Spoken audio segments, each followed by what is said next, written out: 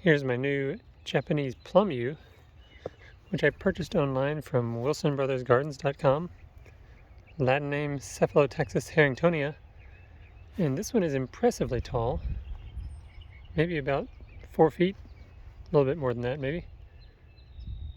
So that's pretty large size to get delivered by mail.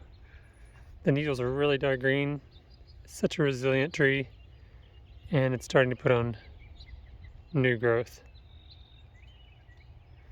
I have it here planted behind 2 loblolly pines, which are going to give it a lot of shade because Japanese plum yew is a shade-loving conifer. Let's check on some others. I'm not sure why, but this plum yew has some browning on some of the leaves. And it hasn't really started putting on new growth yet, although it looks like it might. This one is pretty shaded. Back in here behind some emerald green arborvitaes, there's a Burkii red cedar and this Murray cypress next to it, which you can see has browning due to winter freeze damage. And that could be what happened to these leaves as well. I'm not sure. There's a little new growth there. We'll have to wait and see. So this one, not sure. Here's another Japanese plum yew that's putting on new growth all over. You can see the light green color. It hasn't sent up a new leader yet, but the tips of the branches are getting new growth. The interior is a little hollowed out. I would like it if there were more budding from within,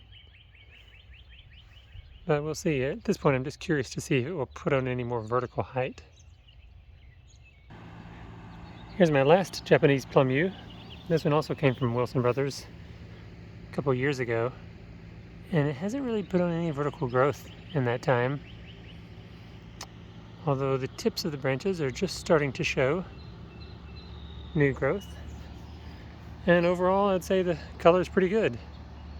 I've got it staked because it was leaning a little, and I want it to grow as straight as possible.